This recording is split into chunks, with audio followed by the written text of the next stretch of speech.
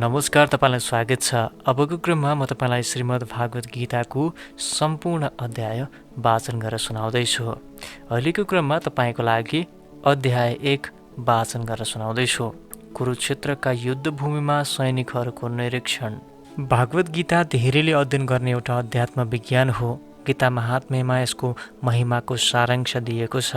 त्यहाँ भनिएको छ, श्रीमद् भागवत गीता भगवान श्रीकृष्णका भक्तहरूको सहयोग लिएर अत्यन्त गहन रूपले अध्ययन गर्नुपर्छ र वैयक्तिक स्वार्थ प्रेरित व्याख्या नगरिकन यसलाई जस्ताको तस्तै बुझ्ने प्रयास गर्नुपर्छ। गीतालाई स्पष्ट रूपले बुझेका उदाहरण स्वयं भागवत गीतामा नै छ। जसरी अर्जुनले भगवानका मुखराबिन्दबाट सिधै यो गीताको उपदेश सुनेर ग्रहण गरे, हामीले पनि त्यही रूपमा यसलाई बुझ्नुपर्छ। यदि कुनै मानिसलाई शिक्षा परम्परामा रहेर र मनगणन्ती व्याख्याबाट बचेर भागवत गीता बुझ्ने पर्याप्त अवसर प्राप्त हुन्छ भने त्यो व्यक्ति सम्पूर्ण वैदिक ज्ञान र संसारका सबै शास्त्रहरू पढेर पारङ्गत भए जत्तिकै हुन्छ। भागवत गीतामा पाठकले अन्य सबै शास्त्रहरूमा भए जति सबै कुराहरू पाउँदछन् र साथै ती कुराहरू पनि पाउँदछन् जो अन्यत्र कतै पाइँदैन। यही नै भागवत गीताको विशिष्ट स्तर हो। भगवान श्रीकृष्णबाट सिधै भनिएको हुनाले यो पूर्ण अध्यात्म विज्ञान हो। महाभारतमा वर्णन गरिएको र धृतराष्ट्र तथा सञ्जयद्वारा छलफल गरिएको विषय नै यो महान दर्शनको आधारभूत सिद्धान्त हो। वैदिक युगदेखि नै पवित्र तीर्थस्थलका रूपमा रहेको कुरुक्षेत्रको युद्धभूमिमा यो दर्शनको जन्म भएको मानिन्छ। मानव जातिको मार्गदर्शनका लागि भगवान श्रीकृष्ण स्वयं यस पृथ्वीमा उपस्थित रहनुभएका समयमा उहाँले नै यसको प्रवचन गर्नुभएको हो। यहाँ यो धर्मक्षेत्र शब्द अत्यन्त अर्थपूर्ण छ, किनभने कुरुक्षेत्रको युद्धभूमिमा भगवान श्रीकृष्ण स्वयं अर्जुनका तर्फबाट उपस्थित हुनुहुन्थ्यो। कौरवहरूका पिता धृतराष्ट्र आफ्ना छोराहरूकै विजय हुन्छ भन्ने कुरामा उनलाई निकै शङ्का थियो। यही शङ्काका कारणले उनले आफ्ना निजी सचिव सञ्जयसँग तिनीहरूले के गरे भनेर सोधे। उनी आफ्ना छोरा र आफ्ना भाइ पाण्डुका छोराहरू एउटा निर्णयात्मक युद्ध लड्ने सङ्कल्पका साथ कुरुक्षेत्रमा जम्मा भएका छन् भन्ने कुरामा विश्वस्त थिए। तैपनि उनले प्रश्न गर्नु अर्थपूर्ण छ। उनी आफ्ना छोराहरू र भतिजाहरूका बीचमा कुनै सम्झौता होस् भन्ने चाहँदैनथे। त्यसैले युद्धभूमिमा आफ्ना छोराहरूको भाग्यका विषयमा आश्वस्त हुन चाहन्थे, किनभने यो युद्ध कुरुक्षेत्रमा हुन लागिरहेको थियो र कुरुक्षेत्र स्वर्गका देवताहरूका लागि पनि तीर्थस्थल रहेको कुरा वैदिक साहित्यमा उल्लेख छ। त्यसैले युद्धको परिणाममाथि यो पवित्र धर्मक्षेत्रको कस्तो प्रभाव पर्ने हो भन्ने कुरा सोचेर धृतराष्ट्र अत्यन्त भयभीत थिए। अर्जुनसहित पाण्डुका अरू छोराहरू स्वभावैले पुण्यात्मा भएका हुनाले उनीहरूमाथि यो धर्मक्षेत्रको अवश्य अनुकूल प्रभाव पर्नेछ भन्ने कुरा धृतराष्ट्रलाई राम्रोसँग थाहा थियो। सञ्जय श्रील व्यासदेवका शिष्य थिए। व्यासका कृपाले उनी धृतराष्ट्रका बैठकमा बसेर पनि कुरुक्षेत्रको युद्ध देख्न सक्दथे। त्यसै कारणले धृतराष्ट्रले युद्धस्थलको स्थितिका बारेमा सञ्जयसँग सोधे। हुन त पाण्डवहरू र धृतराष्ट्रका छोराहरू एउटै परिवारका सदस्य हुन्, तर यहाँ धृतराष्ट्रको प्रश्नबाट उनको मनमा के रहेछ भन्ने कुरा दर्शिएको छ। उनले यहाँ जाने बुझी आफ्ना छोराहरूलाई मात्रै कौरव भनेर पाण्डवहरूलाई त्यो उत्तराधिकारबाट अलग्याउन खोजे। त्यसबाट आफ्ना भतिजाहरू अर्थात् पाण्डुका छोराहरूसँग धृतराष्ट्रको सम्बन्धको विशेष स्थिति कस्तो थियो भन्ने बुझ्न सकिन्छ। जसरी धानको खेतबाट अनावश्यक झारहरूलाई उखेलेर फ्याँकिन्छ, त्यसै गरेर धर्मका पिता भगवान श्रीकृष्णले यो पावन कुरुक्षेत्रबाट धृतराष्ट्रको छोरो दुर्योधन जस्ता अवाञ्छित झारलाई उखेलेर फ्याँकिदिनुहुन्छ र युधिष्ठिरद्वारा नेतृत्व गरिएका विशेष धार्मिक व्यक्तिलाई स्थापित गर्नुहुन्छ भन्ने आशा यस विषयमा धेरै अगाडिदेखि नै गरिएको थियो। यही नै धर्मक्षेत्र र कुरुक्षेत्र शब्दको विशिष्ट सार्थकता हो, जो वैदिक र ऐतिहासिक महत्त्वभन्दा भिन्न छ। धृतराष्ट्र जन्मैदेखि अन्धा थिए र दुर्भाग्यले उनी आध्यात्मिक दृष्टिबाट पनि वञ्चित थिए। उनी आफू जस्तै आफ्ना छोराहरू पनि धर्मका विषयमा उत्तिकै अन्धा छन् भन्ने ठान्दथे। त्यसैले उनी आफ्ना छोराहरू कहिले पनि पाण्डवहरूसँग सम्झौता गर्न जाँदैनन् भन्ने कुरामा विश्वस्त थिए, किनभने पाण्डवहरू जन्मैदेखि पवित्र थिए, गुणवान थिए। यसो हुँदाहुँदै धृतराष्ट्रलाई तीर्थस्थलको प्रभावका विषयमा शङ्का थियो। युद्धभूमिको स्थितिका बारेमा धृतराष्ट्रले गरेका प्रश्नबाट सञ्जयले उनको इच्छा बुझे। त्यसैले सञ्जय ती निराश राजालाई उत्साहित गराउन चाहन्थे। उनका छोराहरू उक्त तीर्थस्थलको प्रभावका कारणले पाण्डवहरूसँग कुनै प्रकारको सम्झौता गर्न गइरहेका छैनन् भन्ने विश्वास सञ्जयले धृतराष्ट्रलाई दिन चाहन्थे। सञ्जयले धृतराष्ट्रलाई सूचित गरे। उनका छोरा दुर्योधनले पहिलो पाण्डवहरूको सैनिक शक्तिको अवलोकन गरे र त्यसपछि स्थितिको यथार्थ जानकारी दिनका लागि तुरुन्तै आफ्ना सेनापति द्रोणाचार्य कहाँ गए। दुर्योधनलाई राजा भनेर सम्बोधन गरिएको भए पनि स्थिति गम्भीर भएको हुनाले उनी स्वयं सेनापति भएका ठाउँमा जानु पर्यो। दुर्योधन राजनीतिज्ञ बन्नका लागि एकदम उपयुक्त थिए, तैपनि पाण्डवहरूको सैन्य व्यवस्था देखेपछि उनले आफ्नो डरलाई कूटनीतिक व्यवहारद्वारा पनि लुकाउन सकेनन्। महान कूटनीतिज्ञ दुर्योधन महान ब्राह्मण सेनापति द्रोणाचार्यका कमजोरीहरू औँल्याउन चाहन्थे। अर्जुनका ससुरा तथा द्रौपदीका पिता राजा द्रुपदसँग पहिले द्रोणाचार्यको केही राजनीतिक झगडा परेको थियो। यो झगडाको फलस्वरूप द्रुपदले एउटा विशाल यज्ञ सम्पन्न गरे, जसबाट उनले द्रोणाचार्यको वध गर्न सक्ने छोरो पाउने वरदान पाए। यो कुरा द्रोणाचार्यलाई राम्रोसँग थाहा थियो, तैपनि उनी साह्रै उदार प्रकृतिका ब्राह्मण थिए। त्यसैले द्रुपदको छोरो धृष्टद्युम्न सैन्य शिक्षा प्राप्त गर्न उनी कहाँ आउँदा उनले नहिचकिचाइकन धृष्टद्युम्नलाई युद्ध विद्याका सम्पूर्ण गोपनीय पक्षहरू पनि सिकाइदिए। अहिले त्यही धृष्टद्युम्न कुरुक्षेत्रको युद्धभूमिमा पाण्डवहरूको पक्षबाट लडाइँ गर्न उभिएका थिए र उसैले त्यो सैनिक व्यूहको रचना गरेका थिए। जुन व्यूह रचनाको कला उनले गुरु द्रोणाचार्यबाट सिकेका थिए। द्रोणाचार्यले यो युद्धमा कुनै सम्झौता नगरून् र सतर्क रहन् भन्ने उद्देश्यले दुर्योधनले उनका गल्तीहरूलाई औँलाइदिएका हुन्। त्यसै गरी द्रोणाचार्यले आफ्ना प्रिय शिष्य पाण्डवहरूप्रति युद्धका समयमा उदार भइदिने भुल नगरून् भन्ने कुरा पनि दुर्योधन सूचित गर्न चाहन्थे। विशेष गरी अर्जुन द्रोणाचार्यका अति प्रिय तथा प्रतिभाशाली शिष्य थिए। आफ्ना शिष्यप्रति यस्तो उदारता देखाउन थालेमा युद्धमा पराजय पनि हुन सकिन्छ भन्ने कुराको दुर्योधन चेतावनी दिन चाहन्थे। हुन त द्रोणाचार्यको अत्यन्त ठुलो सैन्य शक्तिका अगाडि धृष्टद्युम्न धेरै महत्त्वपूर्ण बाधक थिएनन्, तैपनि त्यहाँ अरू महान योद्धाहरू थिए जसबाट तिनलाई डर थियो। तीमध्ये हरेक योद्धाहरू भीम र अर्जुनकै बराबरीका दुर्जय वा जित्न नसकिने थिए। तिनलाई दुर्योधनले विजयका बाटोमा ठुलो अवरोध मानेका थिए। दुर्योधनलाई भीम र अर्जुनको बल कति छ भन्ने कुरा थाहा थियो, त्यसैले यी दुई भाइसँग उनले अरूको तुलना गरेका हुन्। दुर्योधनले यहाँ सिधै विजय हुने सबै अद्वितीय योद्धाहरूको उल्लेख गरेका छन्। विकर्ण दुर्योधनकै भाइ हुन्। अश्वत्थामा द्रोणाचार्यका छोरा हुन्। सौमदत्ती वा भूरिश्रवा वाल्मीकिहरूका राजाका छोरा हुन्। कर्ण राजा पाण्डुसँग विवाह हुनुभन्दा अगाडि नै कुन्तीबाट जन्मेका हुनाले अर्जुनका झड्केलो दाजु हुन् र कृपाचार्य द्रोणाचार्यका जेठान हुन्, अर्थात् कृपाचार्यकी जुम्ल्याहा बहिनी कृपीको विवाह द्रोणाचार्यसँग भएको थियो। जहाँसम्म अरू वीरहरूको कुरा छ, जयद्रथ, कृतवर्मा र शल्य सबै दुर्योधनका लागि जीवन त्याग्न समेत सङ्कल्प गरेका व्यक्तिहरू हुन्। अर्को शब्दमा पापी दुर्योधनका पक्षमा लागेका हुनाले तीमध्ये सबै कुरुक्षेत्रको युद्धभूमिमा मर्नेछन् भन्ने कुरा पहिले नै निश्चित थियो। अवश्य नै आफ्ना साथीहरूको संयुक्त शक्तिका कारणले गर्दा दुर्योधन आफै विजय हुने कुरामा विश्वस्त थिए। यहाँ दुर्योधनले शक्तिको तुलनात्मक अनुमान प्रस्तुत गरेका छन्। उनका विचारमा अत्यन्त अनुभवी सेनापति भीष्म पितामहद्वारा विशेष किसिमले सुरक्षा गरिएको उनको सैन्य शक्ति अपरिमित छ र अर्कोतिर थोरै अनुभव भएका सेनापति भीमले रक्षा गरिएको पाण्डवहरूको सैनिक शक्ति सीमित मात्र छ। त्यसमा पनि भीम भीष्मका अगाडि केही होइनन्। दुर्योधन सधैँ भीमको ईर्ष्या गर्थे, किनभने यदि आफू मर्ने परे भीमद्वारा नै मारिने कुरा उनले राम्रोसँग बुझेका थिए। भीष्म साह्रै उच्च कोटिका सेनापति भएका हुनाले भीष्मका उपस्थितिमा निश्चित रूपले आफ्नै विजय हुने कुरामा दुर्योधन विश्वस्त थिए। यसरी दुर्योधनले युद्धमा जसरी पनि आफ्नै विजय हुन्छ भन्ने निष्कर्ष निकालेका थिए। भीष्मको पराक्रमको प्रशंसा गरिसकेपछि दुर्योधनले अरू योद्धाहरूले आफूलाई कम महत्त्व दियो भन्ने नठानुन् भन्ने कुरा पनि विचार गरे। त्यसैले आफ्नो सहज कूटनीतिक किसिमले स्थितिलाई मिलाउनका लागि उपयुक्त शब्दहरू उनले प्रयोग गरे। भीष्मदेव निसन्देह महान वीर हुनुहुन्छ भन्ने कुरामा उनले विशेष जोड दिएर भने, तर उहाँ वृद्ध हुनुभएकाले सबैले सबैतिरबाट उहाँको सुरक्षामा विशेष ध्यान पुर्याउनु पर्दछ। उहाँ एकातिरबाट लडाइँमा व्यस्त भएको समयमा अन्यतिरबाट शत्रुहरूले उहाँको यस व्यस्तताबाट फाइदा नउठाउन्। अत अरू सबै योद्धाहरू आफ्नो स्थितिमा मोर्चाहरूमा अडिग रहन् र शत्रुलाई यो सैन्य व्यूह भङ्ग पार्न नदिउन्। दुर्योधनले कौरवहरूको विजय भीष्मदेवको उपस्थितिमा निर्भर छ भन्ने कुरा स्पष्ट अनुभव गरेका थिए।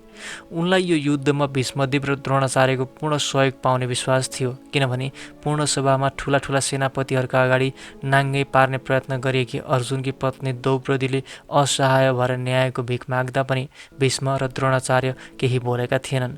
यो कुरा दुर्योधनलाई राम्रै थाहा थियो। यी दुईजना सेनापतिहरूको पाण्डवहरूप्रति विशेष स्नेह छ भन्ने कुरा थाहा पाएर पनि दुर्योधनले के आशा गरेका थिए। अहिले उहाँहरूले पाण्डवहरूप्रतिको स्नेहलाई त्यसरी नै छोडिदिनुहुन्छ जसरी जुवा खेल्ने समयमा उहाँहरूले पाण्डवको पक्ष लिनु भएन। कुरुवंशका वयोवृद्ध पितामहलाई आफ्नो नाति दुर्योधनको भित्री मनको कुरा थाहा थियो र उनीमाथि आफ्नो स्वाभाविक दया भएको हुनाले उहाँले सिंह गर्जे जस्तै गरी अत्यन्त उच्च स्वरले शङ्ख बजाएर उनलाई खुसी पार्ने प्रयत्न गर्नुभयो। अप्रत्यक्ष रूपले शङ्खको प्रतीकात्मक ध्वनिबाट उहाँले आफ्नो निराश नाति दुर्योधनलाई युद्धमा विजयको सम्भावना नरहेको कुरा बताइदिनुभयो, किनभने अर्कातिर स्वयं भगवान श्रीकृष्ण उपस्थित हुनुहुन्थ्यो। तैपनि युद्ध सञ्चालन गर्ने कर्तव्य उहाँकै थियो। आफ्नो यो कर्तव्य पुरा गर्ने सम्बन्धमा उहाँले कुनै कुरा बाँकी राख्नु भएन। त्यसपछि शङ्खहरू, ढोलहरू, सिङहरू, नगराहरू, तुरहीहरू सबै अचानक बज्न थाले र त्यो सबैको संयुक्त स्वर अत्यन्त भयङ्कर सुनियो। त्यसपछि सेता घोडाहरू नारिएको विशाल रथमा विराजमान भएर श्री भगवान श्रीकृष्ण र अर्जुनले आफ्ना दिव्य शङ्खहरू बजाउनुभयो। भीष्मदेवले बजाएको शङ्खका तुलनामा भगवान श्रीकृष्ण र अर्जुनका हातमा रहेका शङ्खहरू अलौकिक थिए भनेको छ। ती दिव्य शङ्खका ध्वनिले के सङ्केत गरिरहेका थिए? पाण्डवका पक्षमा भगवान श्रीकृष्ण हुनुभएको हुनाले अर्को पक्षको विजयको कुनै आशा थिएन। विजय सधैँ पाण्डुका छोराहरूको जस्ताकै हुन्छ, किनभने उनीहरूको साथमा भगवान श्रीकृष्ण रहनुहुन्छ। जहाँ जहाँ भगवान रहनुहुन्छ लक्ष्मी पनि त्यहीँ रहनुहुन्छ, किनभने लक्ष्मीजी आफ्ना पति बिना रहनै सक्नुहुन्न। अत विजयकी लक्ष्मीले अर्जुनकी प्रतीक्षा गरिरहनु भएको थियो। यो कुराको सङ्केत विष्णु वा भगवान श्रीकृष्णद्वारा बजाइएको शङ्खको दिव्य ध्वनिले गरिसकेको थियो। त्यसबाहेक भगवान श्रीकृष्ण र अर्जुन जुन रथमा चढ्नु भएको थियो त्यो रथ अग्निदेवले अर्जुनलाई दिनुभएको थियो। यसले पनि के सङ्केत गरिरहेको थियो भने तिनै लोकमा जहाँ जहाँ त्यो रथ जान्छ विजय पनि सबैतिरबाट त्यही पक्षको हुन्छ। भगवान श्रीकृष्णले आफ्नो पाञ्चजन्य शङ्ख बजाउनु भयो। अर्जुनले देवदत्त नामको शङ्ख बजाए र असाधारण कार्य गर्ने, धेरै भोजन गर्ने भीमले पनि प्रौण्ड नामक डरलाग्दो शङ्ख बजाए। यस श्लोकमा भगवान श्रीकृष्णलाई ऋषिकेश भनिएको छ, किनभने उहाँ सम्पूर्ण इन्द्रियहरूका स्वामी हुनुहुन्छ। जीवात्माहरू उहाँकै अंशरूप भएकाले जीवनका इन्द्रियहरू पनि उहाँकै इन्द्रियहरूका अंशरूप हुन्। निराकारवादीहरू जीवात्माका इन्द्रियहरूको कारणका बारेमा भन्न सक्दैनन्, त्यसैले उनीहरू सम्पूर्ण जीवात्मालाई इन्द्रियविहीन वा निराकार भनेर वर्णन गर्न उत्सुक हुन्छन्। भगवान प्रत्येक हृदयमा निवास गर्नुहुन्छ र तिनका इन्द्रियहरूलाई निर्देशन दिनुहुन्छ। सामान्य जीवनलाई भगवानमा समर्पित हुनुका लागि निर्देशन दिनुहुन्छ र विशेष शुद्ध भक्तहरूलाई प्रत्यक्ष रूपले नै उहाँहरूका इन्द्रियहरू नियन्त्रण गरिदिनुहुन्छ। यहाँ यो कुरुक्षेत्रको युद्ध भूमिमा त भगवानले सिधै अर्जुनका दिव्य इन्द्रियहरूलाई निर्देशित गर्नुभएको छ, त्यसैले उहाँलाई ऋषिकेश भनिएको हो।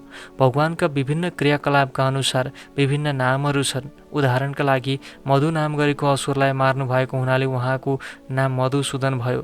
गाईहरूलाई र इन्द्रियहरूलाई आनन्द दिने हुनाले उहाँको नाम गोविन्द भयो। वासुदेवका छोराका रूपमा उहाँको जन्म भएको हुनाले उहाँलाई वासुदेव पनि भनिन्छ। देवकीलाई आमा बनाउनु भएका हुनाले उहाँलाई देवकी नन्दन पनि भनिन्छ। वृन्दावनमा आफ्ना बाल लीलाहरूद्वारा यशोदालाई आनन्द प्रदान गर्नुभएको हुनाले उहाँको नाम यशोदानन्दन भयो। आफ्ना मित्र अर्जुनको रथ हाँक्ने काम गर्नुभएकाले उहाँ पार्थ सारसी नामबाट पनि परिचित हुनुहुन्छ। यसै गरी कुरुक्षेत्रको युद्ध भूमिमा अर्जुनलाई निर्देशन दिनुभएको हुनाले उहाँलाई ऋषिकेश पनि भनियो। यस श्लोकमा अर्जुनलाई धनञ्जय भनिएको छ, किनभने उनले आफ्ना जेठा दाजु युधिष्ठिरलाई विभिन्न यज्ञहरू गर्दा खर्च गर्नका लागि आवश्यक पर्ने धन ल्याउन सहायता गरेका थिए। यसै गरी भीम वृकोदर नामले प्रसिद्ध छन्, किनभने उनले असुर हिडिम्बालाई मार्ने जस्ता मानिसले गर्नै नसक्ने काम गरिदिन्थे। त्यसका लागि खानेकुरा पनि अति धेरै गान्थे। पाण्डवहरूका तर्फबाट भगवान श्रीकृष्ण लगायतका विभिन्न व्यक्तिहरूले आफ्ना शङ्खहरू बजाउँदा सम्पूर्ण योद्धा सैनिकहरू खूब उत्साहित भए। अर्कातिर विपक्षीहरूका तर्फबाट यस्तो कोही भएन, किनभने त्यो पक्षमा न भगवान श्रीकृष्ण जस्ता कुनै परम निर्देशक नै थिए, न सौभाग्यकी देवी लक्ष्मी नै हुनुहुन्थ्यो। अत उनीहरूको पराजय पूर्वनिश्चित थियो र शङ्खका ध्वनिले पनि मानौ यही सूचना दिइरहेका थिए। हे राजा, कुन्तीका छोरा युधिष्ठिरले अनन्त विजय नामको शङ्ख बजाए अनि नकुल र सहदेवले सुघोष र मणिपुष्पक नामक शङ्खहरू बजाए। महान धन्धुकारी काशीराज, महान योद्धा शिखण्डी, धृष्टद्युम्न, विराट, ओजय, साहित्यिक, द्रौपदीका छोराहरू र सुभद्राका बलवान छोराहरू पनि सबैले अलग अलग आफ्ना शङ्खहरू बजाए। पाण्डुका छोराहरूलाई धोका दिएर आफ्ना छोराहरूलाई राजगद्दीमा बसाल्ने धृतराष्ट्रको अविवेकपूर्ण नीति प्रशंसनीय होइन भन्ने कुरा सञ्जयले बडो चलाकीपूर्ण तरिकाले उनलाई भने। त्यो महायुद्धमा सम्पूर्ण कुरुवंश मारिन्छन् भन्ने कुराको सङ्केत पहिले नै विभिन्न लक्षणहरूले दिइसकेका थिए। पितामह भीष्मदेखि लिएर अभिमन्यु जस्ता अरू नातिहरूसम्मका व्यक्ति तथा संसारका अनेक देशहरूबाट आएका राजाहरू समेत जो त्यहाँ उपस्थित थिए सबैको मृत्यु निश्चित थियो। सम्पूर्ण दुर्घटना धृतराष्ट्रकै कारणले हुन लागिरहेको थियो, किनभने धृतराष्ट्रले आफ्ना छोराहरूले अपनाएको गलत नीतिलाई प्रोत्साहन दिँदै थिए। विभिन्न किसिमका शङ्खहरू बज्दा भएको त्यो कोलाहलपूर्ण आवाजले आकाश र पृथ्वीलाई गुन्जायमान तुलाउँदै धृतराष्ट्रका छोराहरूको हृदय चिर्न थाल्यो। जब दुर्योधनका पक्षबाट भीष्म र अरूहरूले आफ्नो शङ्ख बजाए त्यो सुनेर पाण्डव पक्षको हृदय चिरिएन। यस्तो प्रसङ्गको उल्लेख छैन, तर पाण्डव पक्षकाले बजाएको शङ्ख ध्वनिद्वारा धृतराष्ट्रका छोराहरूको हृदय विदारण भएको उल्लेख छ। पाण्डवहरूको भगवानप्रतिको विश्वासका कारणले यस्तो भएको हो। भगवानको शरण लिनलाई ठुलोभन्दा ठुलो सङ्कटको अवस्थामा पनि कुनै डर हुँदैन। त्यसपछि हनुमानको चित्र अङ्कित झण्डा भएको रथमा बसेर पाण्डुपुत्र अर्जुनले आफ्नो धनु उठाएर बाण प्रहार गर्न लागेको समयमा धृतराष्ट्रका छोराहरूलाई सैनिक व्यूहमा उभिएको देखेर भगवान श्रीकृष्णलाई यी कुराहरू भने। युद्ध सुरु हुन लागेको थियो। पाण्डवहरूद्वारा अप्रत्याशित रूपमा व्यवस्थित गरिएका सैन्य शक्तिलाई देखेर धृतराष्ट्रका छोराहरू निरुत्साहित भएको कुरा माथि नै उल्लेख गरियो। पाण्डवहरू युद्ध भूमिमा भगवान श्रीकृष्णका निर्देशनहरूबाट निर्देशित थिए। झण्डामा हनुमानको चिन्ह विजयको अर्को सङ्केत थियो, किनभने राम र रावणको युद्ध हुँदा हनुमानले रामचन्द्रको सहायता गरेका थिए र भगवान रामको विजय भएको थियो। अहिले उनी रामचन्द्र र हनुमान अर्जुनको सहायता गर्नका लागि उनको रथमा उपस्थित हुनुहुन्थ्यो। भगवान श्रीकृष्ण स्वयं रामचन्द्र हुनुहुन्छ र जहाँ भगवान राम रहनुहुन्छ त्यहाँ उहाँका सनातन भक्त हनुमान र उहाँकी शाश्वत सङ्गिनी सीता लक्ष्मीजी उपस्थित भइहाल्नुहुन्छ। अत अर्जुनलाई कुनै पनि शत्रुसँग डराउनु पर्ने केही कारण थिएन। अझ त्यसपछि इन्द्रियहरूका स्वामी भगवान श्रीकृष्ण प्रत्यक्ष उपस्थित भएर उनलाई निर्देशन दिइरहनु भएको थियो। यस प्रकार युद्ध सम्पादन गर्ने विषयमा सम्पूर्ण राम्रा सल्लाहकारहरू अर्जुनलाई उपलब्ध थिए। भगवानले आफ्नो सनातन भक्तका लागि व्यवस्था मिलाइदिनु भएको यस्तो पावन परिस्थितिमा असम्भावी विजय लक्षणहरू उपस्थित थिए।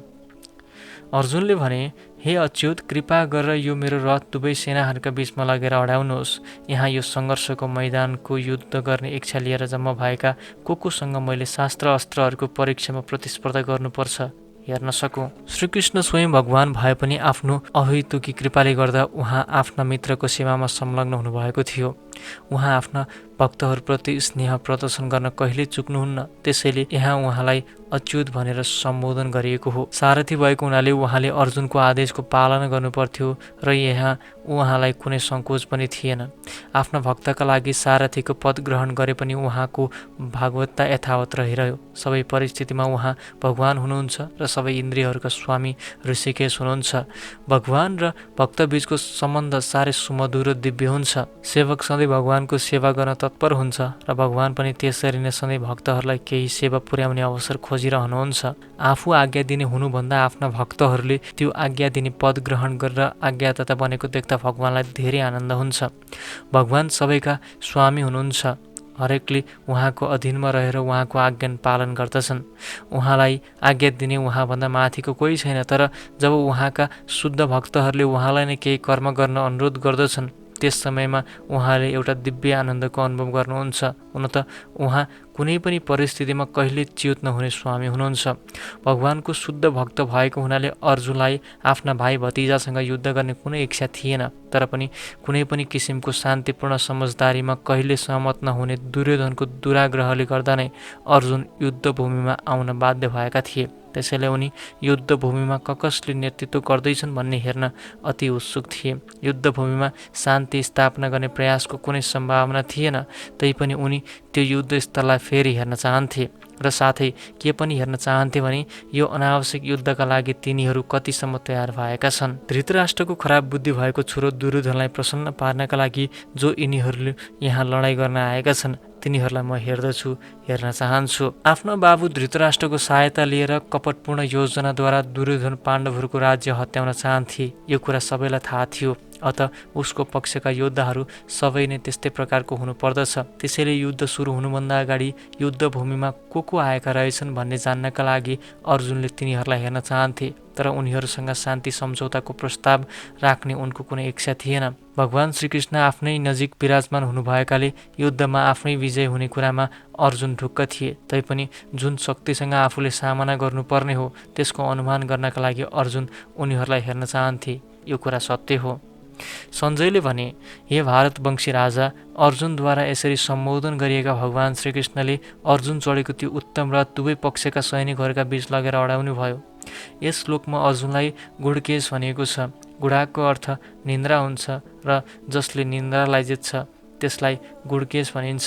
निन्द्रा पनि अज्ञान नै हो। भगवान श्रीकृष्णसँग अर्जुनको मित्रता भएको हुनाले अर्जुनले निन्द्रा र अज्ञान दुवैलाई जितेका थिए। एउटा महान भक्त भएका हुनाले उनले 1 मिनेटका लागि पनि भगवान श्रीकृष्णलाई बिर्सन सक्दैनथे। भक्तहरूको स्वभावै त्यस्तो हुन्छ। हिँड्दा होस् वा सुत्दा भगवानको भक्त श्रीकृष्णका नाम, रूप, गुण र लीलाहरूको चिन्तन गर्न कहिले छोड्दैनन्। यसरी निरन्तर भगवान श्रीकृष्णको चिन्तनद्वारा एउटा कृष्ण भक्तले निन्द्रा र अज्ञान दुवैलाई जित्न सक्दछ। यसैलाई कृष्ण भावना वा समाधि भनिन्छ। प्रत्येक जीवात्माका मन तथा इन्द्रियहरूका निर्देशक वा ऋषिकेश हुनुभएको हुनाले भगवान श्रीकृष्णले दुवै सेनाहरूका बीचमा रथ लगेर राख्नुहोस् भन्ने अर्जुनका भनाइको आशय बुझ्नुहुन्थ्यो। उहाँले पनि त्यसै गर्नुभयो र यसरी भन्नुभयो। भीष्म, द्रोण र सारा संसारभरिका राजाहरूका अगाडि भगवान श्रीकृष्णले भन्नुभयो, हे पार्थ, यसरी यहाँ जम्मा भएका सम्पूर्ण कुरुहरूलाई हेर। भगवान श्रीकृष्णका सम्पूर्ण जीवनका परमात्मा हुनुहुन्छ। अर्जुनका मनमा के भइरहेको छ भन्ने कुरा उहाँ जान्नुहुन्छ। यहाँ प्रयोग भएको ऋषिकेश शब्दले उहाँ सबै कुरा जान्नुहुन्छ भन्ने जनाउँछ। त्यसैले अर्जुनका लागि प्रयोग भएको पार्थ शब्द अर्थात् पृथा वा कुन्तीको छोरा पनि महत्त्वपूर्ण छ। अर्जुन भगवान श्रीकृष्णका पिताजी वासुदेवकी बहिनीका छोरा थिए। त्यसैले उहाँले उनको सारथी बन्न स्वीकार गर्नुभएको हो भन्ने कुरा पनि मित्रका रूपमा उहाँले अर्जुनलाई भन्नुभयो। तर जब भगवान श्रीकृष्णले अर्जुनलाई कुरुहरूलाई हेर भन्नुभयो, यसमा उहाँको अभिप्राय के थियो? अर्जुनलाई त्यहीँ रोकेर युद्ध गर्न चाहन्थे र? आफ्नी फुपूका छोराबाट उहाँले कहिले पनि यस्तो आशा गर्नुभएको थिएन। यसरी भगवान श्रीकृष्णले परिहासकै रूपमा आफ्ना मित्र अर्जुनको मनस्थितिका बारेमा पूर्व जानकारी दिनुभयो। दुवै पक्षका सैनिकहरूका बीचमा उभिएर हेर्दा अर्जुनले त्यहाँ आफ्ना बाबुहरू, हजुरबुबाहरू, गुरुहरू, मामाहरू, दाजुभाइहरू, छोराहरू, नातिहरू, मित्रहरू, ससुराहरू र शुभचिन्तकहरूलाई देखे। युद्धभूमिमा अर्जुनले सबै नातेदारहरूलाई देखे। उनले आफ्ना पिताका समकालीन भूरिश्वाहा जस्ता व्यक्तिहरूलाई देखे। भीष्म र सोमदत्त जस्ता हजुरबुवालाई देखे। कृपाचार्य र द्रोणाचार्य जस्ता गुरुहरूलाई देखे। शल्य र शकुनी जस्ता मामाहरूलाई पनि देखे। दुर्योधन जस्ता दाजुभाइ, लक्ष्मण जस्ता छोराहरू, अश्वत्थामा जस्ता मित्रहरू र कृतवर्मा जस्ता शुभचिन्तकहरूलाई पनि देखे। उनले यो सैन्य भूमिलाई पनि देखे जहाँ उनका विभिन्न साथीहरू सम्मिलित भएका थिए। विभिन्न वर्गका यी साथी नातेदारहरूलाई युद्धभूमिमा देखेपछि कुन्ती पुत्र अर्जुन करुणाले अभिभूत भएर यसरी भन्न थाले। अर्जुनले भने, हे कृष्ण, लडाइँ गर्नका लागि मेरा अगाडि उपस्थित भएका यी आफ्नै साथी नातेदारहरूलाई देखेर मेरो शरीर कामिरहेको छ र मेरो मुख पनि सुकिरहेको छ।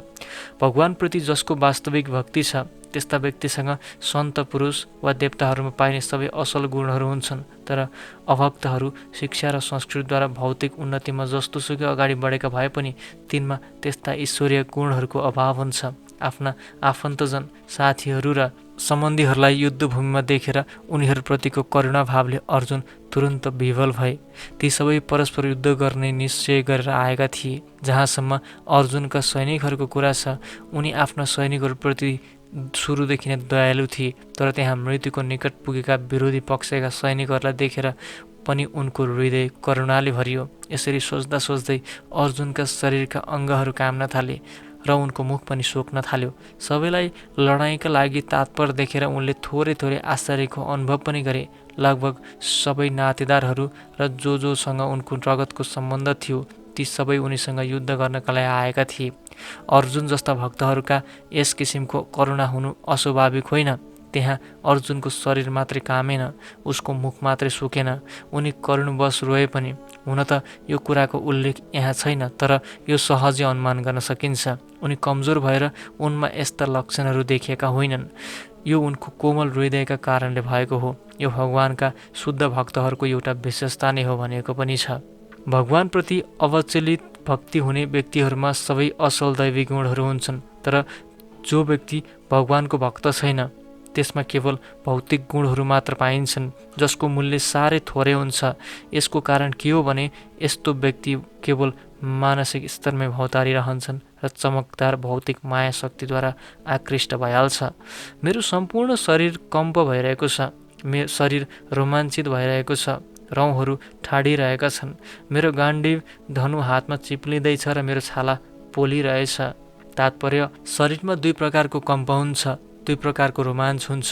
यस्तो लक्षण कि महान आध्यात्मिक आनन्दका कारणबाट उत्पन्न हुन्छ कि ठुलो भौतिक डरबाट। दिव्य आत्मा साक्षात्कार हुँदा यस्तो कुनै भएर आउँदैन। यस अवस्थामा अर्जुनमा जुन लक्षणहरू देखा परेका छन् ती सांसारिक डर, विशेष गरी मरिन्छ भन्ने डरका कारणले उत्पन्न भएका हुन्। अन्य लक्षणहरूबाट पनि यो कुरा स्पष्ट हुन्छ अर्जुन कति आत्तिएका थिए भन्ने। उनका हातबाट गाण्डीव धनु चिप्लिएको थियो र उनको हृदय पोलिरहेको हुनाले छाला पोलेको अनुभव भइरहेको थियो। यो सबै शारीरिक अवधारणाको बुद्धिको परिणाम हुन्। हे केशव, हे कृष्ण, अब यहाँ धेरै समय उभिने सामर्थ्य पनि ममा छैन। मैले आफैलाई बिर्सँदैछु, मेरो मन घुमिरहेको छ, म त केवल अमङ्गल मात्रै देखिरहेको छु। आफ्नै व्याकुलताले गर्दा अर्जुन युद्धभूमिमा उभिनै सकेनन् र यही मानसिक कमजोरले गर्दा उनलाई आत्मविस्मृत भयो। भौतिक विषयप्रतिको अत्याधिक आसक्तिले गर्दा मानिस यस किसिमको मोहग्रस्त अवस्थामा पुग्दछ। भौतिक परिस्थितिबाट आध्यात्मिक प्रभावित भएका व्यक्तिहरूमा नै यस किसिमको डर र मानसिक असन्तुलन देखा पर्दछ। अर्जुन युद्धभूमिमा केवल दुःखदायी पराजय मात्रै देख्दथे, लाग्दथ्यो उनी शत्रुमाथि विजय गरेर पनि सुखी हुने छैनन्। जब मानिस आफ्ना आशाहरू विफल भएको मात्र देख्दछ अनि ऊ सोच्न थाल्दछ, म किन यहाँ छु? हरेक मानिस आफू र आफ्नो हित हुने कुरामा अभिरुचि राख्दछ, परमात्माप्रति कसैले अभिरुचि राख्दैन। भगवान श्रीकृष्णकै इच्छाले अर्जुनले आफ्नो वास्तविक स्वार्थरूपी अज्ञान देखाइरहेका थिए। मानिसहरूको साँचो स्वार्थ त भगवान विष्णु वा कृष्णमा निर्भर गर्दछ। वृद्ध जीवले यो कुरा बिर्सन्छ, त्यसैले ऊ भौतिक कष्टहरूबाट पीडित हुन्छ। अर्जुनले सोधे, युद्धमा मेरो जित भए पनि यो जित मेरा लागि केवल शोकको कारण हुनेछ। हे कृष्ण, युद्धमा आफ्ना नाता सम्बन्धीहरूलाई मारेर न म आफ्नो कुनै कल्याण देख्दछु, न त जितेपछि पाइने राज्य र राज्य सुखको इच्छा नै ममा छ। तात्पर्य, बुद्ध जीवहरू भगवान विष्णु वा कृष्णमा नै आफ्नो साँचो स्वार्थ निहित छ भन्ने जान्दैनन्। त्यसैले उनीहरू यस्तो अवस्थाबाट सुख पाइन्छ कि भन्ने आशा राख्दै शारीरिक सम्बन्धमा आसक्त हुन्छन्। जीवनप्रति यस्तो अन्धो धारणामा पारेर उनीहरूले भौतिक सुखहरूका कारणलाई पनि बिर्सिदिन्छन्। यहाँ अर्जुनले क्षत्रियको नैतिक धर्म पनि बिर्से जस्तो देखिन्छ। भनिन्छ, दुई प्रकारका मानिसहरू मात्र अत्यन्त शक्तिशाली वा जसलेमान सूर्यलोकमा प्रवेश गर्न योग्य हुन्छन्। ती हुन् भगवान श्रीकृष्णका आज्ञाले युद्धभूमिमा प्रत्यक्ष प्राण त्याग्ने व्यक्ति र पूर्णतया आध्यात्मिक संस्कारमा समर्पित भएको सन्यासी। अर्जुनले आफ्ना नातेदारलाई मात्र होइन, शत्रुलाई पनि मार्ने इच्छा गरिरहेका थिएनन्। आफ्ना नातेदारलाई मारेर जीवनमा कुनै सुख हुँदैन भन्ने उनको विचार थियो। त्यसैले भोक नलागेको व्यक्ति भोजन पकाउन तयार नभए जस्तै अर्जुन पनि युद्ध गर्ने इच्छा गरिरहेका थिएनन्। उनले एकान्तमा गएर निराशपूर्ण जीवन बिताउनका लागि वनतिर जाने निश्चय गरेका थिए। तर एउटा क्षेत्रीय हुनाले उनलाई जीविका चलाउनका लागि पनि राज्यको आवश्यकता पर्दथ्यो, किनभने क्षेत्रीयहरू आफूलाई कुनै अर्को पेसामा संलग्न गर्न सक्दैनन्। तर अर्जुनको कुनै राज्य थिएन। उनले आफ्ना पिताको उत्तराधिकारीमा आएको राज्य पनि भाइ भतिजाहरूसँग लडाइँ गरेर लिनु परेको थियो। उनका लागि राज्य प्राप्त गर्ने यही एउटा अवसर थियो, तर लडाइँ गर्न उनी चाहँदैनथे। त्यसैले उनले आफूलाई निराशपूर्ण एकान्त जीवन बिताउने वनमा जान उपयुक्त सम्झे। हे गोविन्द, जसका लागि हामीलाई राज्य, भोग र सुखहरू चाहिएको हो, तिनीहरू नै आफ्नो प्राण र धनको आशा मारेर लडाइँ गर्न युद्धभूमिमा उभिएका छन् भने त्यो राज्य, त्यो भोग र त्यो जीवन समेतले हामीलाई के लाभ गर्यो, के लाभ भयो? त्यसैले हे मधुसूदन, मलाई विजय पनि चाहिएन, राज्य र सुख पनि चाहिएन। गुरुहरू, हजुरबुवाहरू, बुबाहरू, छोराहरू, नातिहरू, मामाहरू, साला जेठानहरू, ससुराहरू र अन्य नातेदारहरूका साराका सारा युद्ध गर्न मेरा अगाडि उभिएका छन्। उनीहरूको राज्यको के कुरा? स्वर्ग, मत्स्य र पाताल तिनै लोकको राज्य पाए पनि म यिनीहरूलाई मार्न चाहन्न। यिनीहरूले नै मलाई मार्दछन् भने मारुन्। यी धृतराष्ट्रका छोराहरूलाई मारेर हामीलाई के आनन्द होला र? तात्पर्य यहाँ अर्जुनले भगवान श्रीकृष्णलाई गोविन्द भनेर सम्बोधन गरेका छन्, किनभने गाईहरू र इन्द्रियहरूका सम्पूर्ण सुखका विषय नै भगवान श्रीकृष्ण हुनुहुन्छ। यो अर्थपूर्ण शब्द प्रयोग गरेर अर्जुनले आफ्ना इन्द्रियहरू कसरी सन्तुष्ट हुन्छन् भन्ने कुरा भगवान श्रीकृष्णले बुझ्नुपर्दछ भनेर सङ्केत गर्न खोजेका हुन्। तर गोविन्द शब्दको अर्थ हाम्रा इन्द्रियहरूको सन्तुष्टिका लागि होइन। यदि हामीले भगवान गोविन्दका इन्द्रियहरूलाई सन्तुष्ट पार्ने प्रयास गरे हाम्रा इन्द्रियहरू स्वतः सन्तुष्ट भइहाल्छन्। भौतिक रूपले हरेक व्यक्तिले आफ्नै इन्द्रियलाई तृप्त पार्न चाहन्छ, तर यस्तो इन्द्रिय तृप्त गर्ने काममा भगवानले आज्ञाकारी भए जस्तो भएर सहायता गरून् भन्ने चाहन्छ। भगवानले जीवात्मालाई त्यति नै इन्द्रिय तृप्त प्रदान गर्नुहुन्छ जतिका अधिकारी तिनीहरू हुन्छन्, तर लोभवश तिनीहरू जति चाहन्छन् त्यति होइन। जब व्यक्तिले यसको विपरीत बाटो अपनाउँछ, अर्थात् जो आफ्ना इन्द्रिय तृप्तिको वास्ता नगरी भगवान गोविन्दका इन्द्रिय तृप्तिका लागि प्रयत्न गर्दछ, त्यस अवस्थामा गोविन्दका कृपाले त्यस प्राणीका सम्पूर्ण चाहनाहरू परिपूर्ण हुन्छन्। आफ्नो जाति र पारिवारिक सदस्यहरूप्रति अर्जुनको गहिरो स्नेह थियो, त्यसैले गर्दा अर्जुनले उनीहरूप्रति स्वाभाविक करुणा देखाएका हुन्। अत उनी युद्धका लागि तयार थिएनन्। हरेक व्यक्ति आफ्ना साथीहरू र सम्बन्धहरूलाई आफ्नो वैभव देखाउन चाहन्छ, तर अर्जुन आफ्ना सम्बन्धी र साथीहरू युद्धभूमिमा मर्नेछन् र विजयपछि उनीहरूका साथमा बसेर ऐश्वर्यको उपभोग गर्न पाइने छैन भनेर डराएका छन्। यो पनि भौतिक जीवनको एक किसिमको लेखाजोखा हो। आध्यात्मिक जीवन योभन्दा एकदमै भिन्न हुन्छ। आध्यात्मिक व्यक्ति केवल भगवानको इच्छा पूर्ण गर्न मात्रै चाहन्छ। भगवानका इच्छाको अनुकूल भएमा उहाँकै सेवाका लागि उसले सबै ऐश्वर्य स्वीकार पनि गर्न सक्दछ। भगवानको इच्छा विपरीत भएमा उसले कति पनि र केही पनि स्वीकार गर्दैनन्। अर्जुन आफ्ना नातेदारहरूलाई मार्न चाहन्नथे। यदि तिनीहरूलाई मार्नै पर्ने भएमा स्वयं श्रीकृष्णले नै मारे हुन्छ भन्ने उनको इच्छा थियो।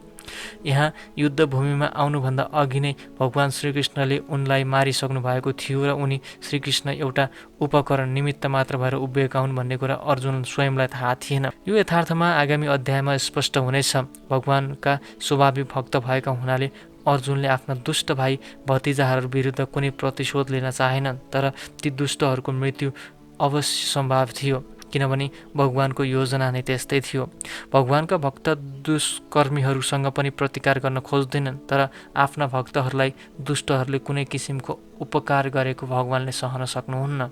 स्वयं भगवानकै नोक्सान गर्नेलाई बरु भगवानले क्षमा गरिदिनुहुन्छ, तर भगवानका भक्तहरूप्रति नराम्रो गर्नेलाई उहाँ कहिले पनि क्षमा गर्न सक्नुहुन्न। त्यसैले अर्जुनले क्षमा दिन चाहे पनि भगवानले ती दुष्टहरूलाई मार्ने नै सङ्कल्प गर्नुभएको थियो। यस्ता आततायीहरूलाई मारे हामीलाई पाप लाग्नेछ। त्यसैले धृतराष्ट्रका छोराहरू र अरू हाम्रा मित्रहरूलाई मार्नु हाम्रा लागि उचित छैन। हे लक्ष्मीपति कृष्ण, यी आफन्तहरूलाई मारेर हामीलाई के लाभ होला र, के सुख होला र? तात्पर्य वैदिक भनाइअनुसार आततायीहरू 6 प्रकारका हुन्छन्। विष खुवाउने, घरमा आगो लगाइदिने, घातक हतियारले आक्रमण गर्ने, धन सम्पत्ति लुट्ने, अर्काको जग्गा हडप्ने, अर्काकी पत्नी अपहरण गर्ने। यस्ता आततायीहरूलाई तुरुन्त मारिदिनुपर्छ।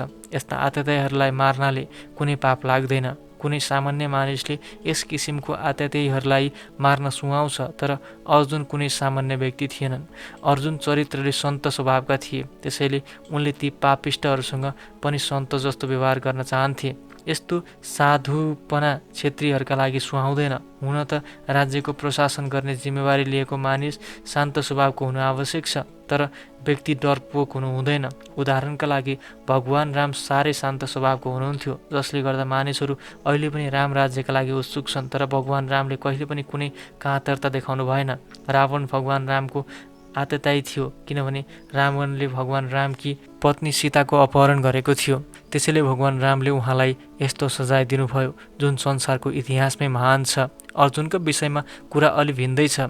अर्जुनका आततायीहरू विशेष किसिमका छन्। विशेष गरी उनका आफ्नै हजुरबुबा, गुरु, साथीहरू, छोराहरू, नातिहरू आदि उनकै विरोधी छन्। त्यसैले सामान्य आततायीहरूका विरोधमा आवश्यक पर्ने कडा व्यवहार उनीहरूप्रति गर्नु हुँदैन भन्ने विचार अर्जुनको थियो। त्यसमा पनि अझ साधुजनले त क्षमा नै गरिदिनु राम्रो हो भनिएको छ। यस्ता निर्देशनहरू सन्त पुरुषलाई कुनै पनि राजनीतिक आपतकालभन्दा बढ्ता महत्त्वपूर्ण हुन्छन्। अर्जुनका विचारमा राजनीतिक कारणले यसरी आत्मीयहरूलाई मार्नुभन्दा धर्म तथा सदाचारका स्तरमा पुगेर उनीहरूलाई क्षमा गरिदिनु राम्रो हो। अत क्षणिक शारीरिक सुखका लागि यसरी आफन्तहरूलाई मार्नु लाभदायक छैन भन्ने कुरा अर्जुनले सोचे। आखिरमा गएर सम्पूर्ण राज्य तथा त्यसबाट पाइने सुख कुनै पनि स्थायी होइनन्। त्यसैले आफ्ना छोराहरूलाई मारेर आफ्नै जीवनलाई शाश्वत मुक्तिबाट विचलित बनाउने खतरामा किन पार्ने? यस सम्बन्धमा अर्जुनले भगवान श्रीकृष्णलाई माधव वा लक्ष्मीपति भनेर सम्बोधन गर्नु पनि महत्त्वपूर्ण छ। सौभाग्यका अधिपति श्रीकृष्णले आफूलाई दुर्भाग्यतिर लैजाने काममा प्रेरित नगरे हुन्थ्यो भन्ने इच्छा अर्जुनको थियो र उनी श्रीकृष्णलाई यही कुरा भन्न चाहन्थे। भगवान श्रीकृष्णले कहिले पनि कसैलाई दुर्भाग्यतिर लैजानुहुन्न। झन् आफ्नो भक्तलाई उहाँले त्यसतर्फ प्रेरित गर्ने त कुरै भएन। हे जनार्दन, यी मानिसहरूको बुद्धि लोभले गर्दा भ्रष्ट भएको छ। यिनीहरू आफ्ना परिवारलाई मार्ने र मित्रहरूसँग झगडा गर्ने कुरामा पनि कुनै दोष देख्दैनन्। तर कुलको विनाशमा ठुलो अपराध देख्ने हामीहरू किन यी पापपूर्ण कार्यमा संलग्न भइरहने? यसको तात्पर्य कुनै विरोधी पक्षले युद्ध वा जुवाका लागि निमन्त्रणा गरे क्षेत्रीयहरू त्यस्तो निमन्त्रणालाई स्वीकार गर्दैनन्। स्वीकार गर्नु अनिवार्य जस्तै हुन्छ। यस्तो अनिवार्यतामा अर्जुनले पनि युद्धलाई अस्वीकार गर्न सक्दैनथे, किनभने दुर्योधनका पक्षबाट उनलाई युद्धको चुनौती दिइएको थियो। यस किसिमको चुनौतीको परिणामको विषयमा विपक्षीहरू अनभिज्ञ पनि हुन सक्दछन् भन्ने विचार अर्जुनको थियो। युद्धको दुष्परिणाम देखिरहेको हुनाले अर्जुनले उक्त चुनौती स्वीकार गर्न सक्दैनथे। परिणाम राम्रो हुने भएमा त्यस्तो काम गर्नु अनिवार्य हुन्छ, अन्यथा यस्तो काम गर्ने पर्ने बाध्यता हुँदैन। यी सबै कुराको विचार गरेर नै अर्जुनले लडाइँ नगर्ने निश्चय गरेका हुन्। वंशको विनाशसँगै शाश्वत कुल परम्परा पनि नाश हुन जान्छ र यसरी बाँकी रहेको परिवार पनि अधर्ममा संलग्न हुन पुग्दछ। तात्पर्य, वर्णाश्रम व्यवस्थामा परिवारका सदस्यलाई राम्रोसँग उन्नति गर्न र आध्यात्मिक मूल प्राप्त गर्न सहायता पुर्याउनका लागि धेरै धार्मिक परम्परा तथा नीति नियमहरू छन्। एउटा परिवारमा जन्मदेखि मृत्युसम्मका सबै संस्कारका लागि त्यस परिवारका वृद्धहरू नै जिम्मेवार हुन्छन्। परिवारका यी वयोवृद्ध मूल पुरुषहरूको मृत्यु भएपछि संस्कार सम्बन्धी पारिवारिक रीतिरिवाज रोकिन पुग्दछन् र बाँकी रहेका परिवारका युवा सदस्यहरूमा अधार्मिक चरित्रको विकास हुन सक्दछ। अत कुनै पनि अवस्थामा परिवारका वयोवृद्धजनलाई मार्न ठिक हुँदैन। हे कृष्ण, कुलमा अधर्म बढ्न सुरु भएपछि कुलका स्त्रीहरू दूषित हुन्छन् र यसरी स्त्रीहरू आफ्नो सतीत्वबाट पतित भएपछि हे वृष्णिनी वंशी कृष्ण, नचाहिएका सन्तानहरू उत्पन्न हुन्छन्। यसको तात्पर्य मानव समाजमा असल सन्तानहरूको जन्म भए मात्रै जीवनमा सुख शान्ति र आध्यात्मिक उन्नति हुन सक्दछ। राष्ट्र र जनसमुदायको आध्यात्मिक उन्नति गर्नका लागि समाजमा असल सन्तानहरू उत्पन्न गराउने उद्देश्यले नै वर्णाश्रम व्यवस्थाका नियमहरू बनाइएको हो। असल सन्तान जन्मको स्त्रीहरूको सतीत्व र निष्ठामा निर्भर गर्दछ। जसरी बालकहरू सजिलैसँग नराम्रो बाटोतिर लाग्छन्, त्यसै गरी स्त्रीहरू पनि पतन हुनेतर्फ उन्मुख हुन्छन्। त्यसैले बालकहरू र आइमाईहरू दुवैलाई समाजका वयोवृद्धजनको संरक्षकको आवश्यकता पर्दछ। विभिन्न धार्मिक रीतिरिवाजमा लागिरहे स्त्रीहरू व्यभिचारिणी हुन पाउँदैनन्। चाणक्य पण्डितका अनुसार आइमाईहरू सामान्यतया धेरै बुद्धिमान हुँदैनन्, अत उनीहरू विश्वास गर्न योग्य पनि हुँदैनन्। त्यसैले तिनीहरूलाई कुल परम्परा विभिन्न धार्मिक रीतिरिवाजमा संलग्न गरिराख्नु पर्दछ। यसो गर्नाले उनीहरूमा सतीत्व र भक्तिभाव रहिरहन्छ अनि उनीहरूबाट असल सन्तान जन्मिन्छ र ती सन्तानहरू वर्णाश्रम व्यवस्थामा भाग लिन योग्य हुन्छन्। यदि वर्णाश्रम धर्मको नाश भएमा आइमाईहरू स्वच्छन्दतापूर्वक लोग्ने मानिससँग सम्बन्ध बढाउँछन्। यसबाट व्यभिचार बढ्छ अनि वर्णसङ्कर अवाञ्छित सन्तान जन्मिन्छन्। अनुत्तरदायी मानिसहरूले पनि समाजमा व्यभिचार बढाउन सहयोग गर्दछन्। यसरी अनावश्यक वर्णसङ्कर सन्तानहरूको वृद्धि हुन्छ। यसबाट मानव जातिमाथि धेरै युद्ध र महामारीको सङ्कट आइपर्छ। वर्णसङ्कर सन्तानहरूको वृद्धिबाट परिवारलाई र पारिवारिक परम्परा दुवैलाई नाश गर्ने दुवै प्रकारको कुलघातीहरू नर्कमा पर्दछन्। यस्ता कुलघातीहरूका पितृ पनि श्राद्ध तर्पण जस्ता पितृ कार्यको लोप हुनाले नरकमा खस्दछन्। तात्पर्य, नर्कमा सकाम कर्मका विधिविधान अनुसार कुलका पितृहरूलाई समय समयमा पिण्ड तथा तर्पण दिनुपर्दछ। भगवान विष्णुको पूजाद्वारा यो कार्य सम्पन्न गरिन्छ, किनभने भगवान विष्णुलाई अर्पण गरेको उच्छिट प्रसाद खानाले सबै पापबाट मुक्त भइन्छ। कहिलेकाहीँ पितृहरू पनि विभिन्न किसिमका पाप कर्महरूबाट ग्रस्त हुन सक्दछन् र कहिलेकाहीँ तीमध्ये केही पितृहरू सुथुल शरीर प्राप्त गर्न नसकेर प्रेतक रूपमा सूक्ष्म शरीर धारणा गर्न बाध्य हुन्छन्। यदि छोरा नातिले आफ्ना ती पितृहरूलाई भगवानको प्रसाद अर्पण गरिदिए तिनीहरू दुःखमय प्रेरित तथा अन्य कष्टमय जीवनबाट मुक्त हुन्छन्। यस किसिमको पितृश्राद्ध गर्नु एउटा कुल परम्परा नै हो। जो व्यक्ति भक्त बनेको छैन त्यस्ता व्यक्तिहरूले यो कर्म गर्नै पर्दछ। तर भक्ति मार्गमा लागेका भक्तहरूले यस्ता कर्महरू गर्न आवश्यक छैन। उसले केवल भगवानको भक्ति गर्नाले मात्र आफ्ना सयौँ हजारौँ पितृहरूलाई यस्ता सङ्कटबाट सजिलै उद्धार गर्न सक्दछ। श्रीमद् भागवत एकादश स्कन्द 5 अध्यायको 41औं श्लोकमा भनिएको छ, जो व्यक्ति आफ्ना अरू नै सबै कर्महरूलाई छोडेर मुक्तिदाता भगवान मुकुन्दका चरणबिन्दुको शरणमा परेको छ र उक्त भक्ति मार्गमा अत्यन्त सावधानीसँग हिँडेको छ, त्यो व्यक्ति देवताहरू, ऋषिमुनिहरू, सामान्य जीवात्माहरू, पितृहरू, इष्टमित्रहरू वा मनुष्यप्रति गर्नुपर्ने कर्तव्य वा ऋणबाट मुक्त हुन्छ।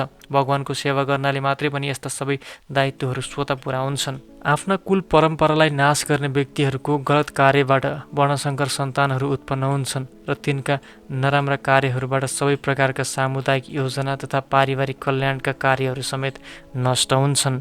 तात्पर्य मानिसले आफ्नो परम पुरुषार्थ रूपी मोक्ष प्राप्त गर्न सकोस् भनेर नै मानव समाजका चारै वर्णका लागि सनातन धर्म वा वर्णाश्रम धर्मले तिनका सामुदायिक योजनाहरू र पारिवारिक कल्याणका कार्यहरू समेत व्यवस्था गरेको छ।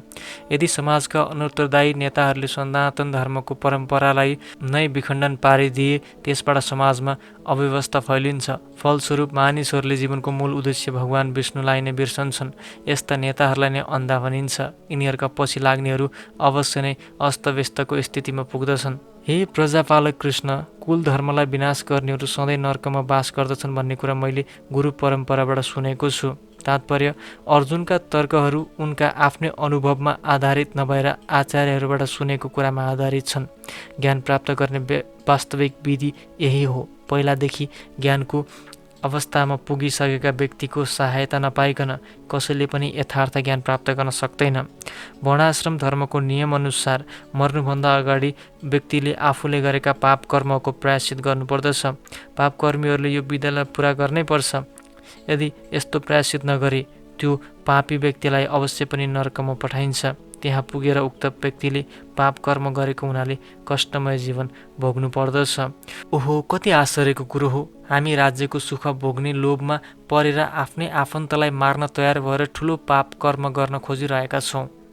स्वार्थी मनोवृत्तिद्वारा प्रेरित भएर मानिसहरू आफ्ना दाजुभाइ आमा बुवालाई मार्ने जस्तो पाप कर्म गर्न पनि तयार छन्। संसारको इतिहासमा यस्ता धेरै उदाहरण छन्। तर अर्जुन भगवानका सज्जन भक्त हुनुहुन्छ, त्यसैले उनी आफ्ना सदाचारप्रति जागरुक छन्। त्यसैले उनी यस्ता कर्मबाट बच्ने प्रयत्न गर्दैछन्। हातमा शास्त्र लिएका धृतराष्ट्रका छोराहरूले हतियार पनि नलिएको र युद्ध मैदानमा कुनै प्रतिरोध पनि नगर्ने मलाई मारुन्, मेरा लागि त्यो श्रेयकर हुनेछ। क्षत्रियहरूको युद्धका नियमअनुसार हतियार नलिएको र युद्ध गर्न नचाहने व्यक्तिमाथि आक्रमण गर्नुहुन्न। अर्जुनले यो विषम अवस्थामा शत्रुले ममाथि आक्रमण गरून् तर म उहाँसँग लडाइँ गर्दिनँ भन्ने निश्चय गरे। विरोधी पक्ष युद्ध गर्नका लागि कति तत्पर छ भन्ने कुरा उनले विचारै गरेनन्। भगवानका महान भक्त भएका कारणले उनको हृदय अति कोमल छ। त्यसै हुनाले उनमा यी सबै लक्षणहरू देखिएका हुन्। सञ्जयले भने, युद्धभूमिमा अर्जुनले यिनै कुरा भनेर आफ्नो बाणसहितको धनु एकातिर पन्छाएर मनमा शोक सन्तप्त हुँदै फेरि रथमा गएर बसे। तात्पर्य आफ्ना शत्रुहरूको अवस्थाको निरीक्षण गर्ने समयमा अर्जुन रथमा उभिएका थिए। तर चिन्ताले साह्रै आत्तिएर उनले आफ्नो त्यो धनुष पनि एकातिर राखेर फेरि रथमा बसे। भगवानको सेवामा संलग्न भएका यस्ता कोमल हृदय भएका दयालु व्यक्ति नै आत्मज्ञान पाउने योग्य हुन्छन्। यस प्रकार श्रीमद् भागवत गीता ग्रन्थ अन्तर्गत कुरुक्षेत्रका युद्धभूमिमा सैनिकहरूको निरीक्षण सम्बन्धी पहिलो अध्यायको भक्ति वेदान्त तात्पर्य समाप्त भयो। अर्को अङ्कमा म तपाईँलाई गीताको सारांश संक्षेप सुनाउँछु जुन अध्याय 2 मा छ।